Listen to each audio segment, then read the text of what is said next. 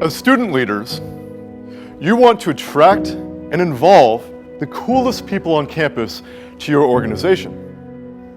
But as college students, you just want to be happy and successful and have an awesome 4 years. All of that sounds daunting together. What I'm here to share with you is that if you can master one skill, you can be successful in every area of your life. And that skill is building meaningful relationships. Relationships became a focus of my life after June 26, 2014, because that was the day that I was diagnosed with acute clinical depression. And I remember the moment that my psychiatrist cut me off in the middle of a sentence to hand me a prescription, shake my hand, and show me the door. Now, I'm not knocking psychiatry, but I felt like the help I was getting me from -5 to 0. But maybe you're like me. I asked myself, how do I get from 0 to 10? That's where I want to be. I'm not okay with okay. I'm going to live life at 10. So that's when I decided to do something a little drastic. Something that my parents sort of approved of. I got on a plane and I flew to China. Now, I had a loose objective, a loose idea. I knew going in this wasn't going to be your eat, pray, love scenario. I wasn't just doing this for fun. Something you need to know about me is that I'm German. My family is German. And Germans don't have fun. To us, fun is just half of the word function. So, as a German traveling, I put on my travel lederhosen and I flew to China with the objective. The objective was to find the most efficient way to be happy in the world. So with my cold, hard German efficiency, I traveled to 31 countries asking hundreds of awesome people the same question. CEOs, tuk-tuk drivers, everyone. What does it mean to be happy? And regardless of whether I was making snow angels in Sweden, or partying with tuk-tuk drivers in Rajasthan, or if I was playing basketball with Buddhist monks in Mississippi, the happiest people in the world came back to me and they said, happiness is simple. Happiness radiates outwards from your closest relationships. And then they'd ask me a question. Before you go, could you take a picture with us, Mr. Zuckerberg?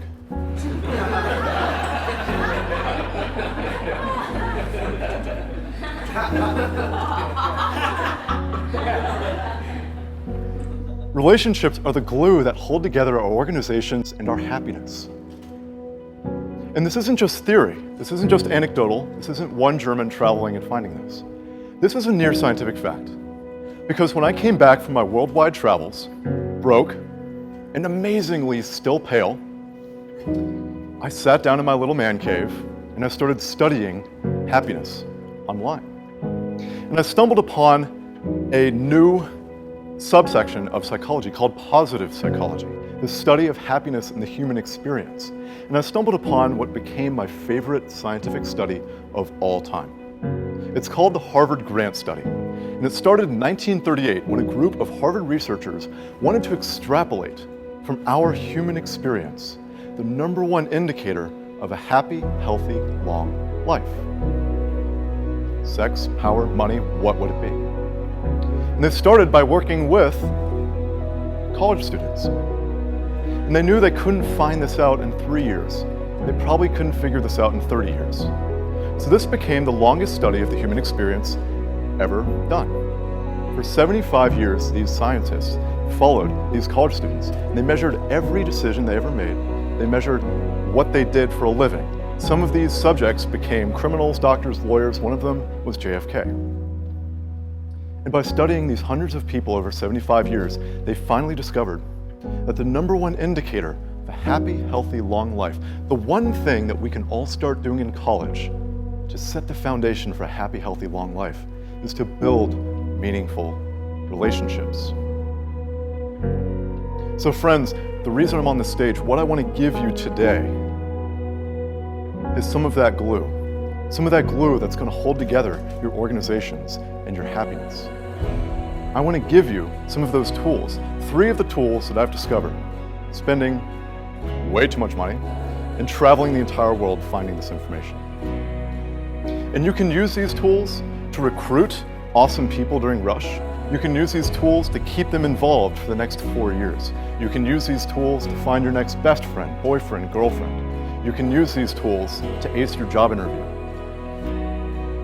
So one question I had to ask myself when I got back is, would there ever be a time in my life when it wouldn't be useful to build meaningful relationships with somebody? Because relationships gave me success, and relationships literally saved my life.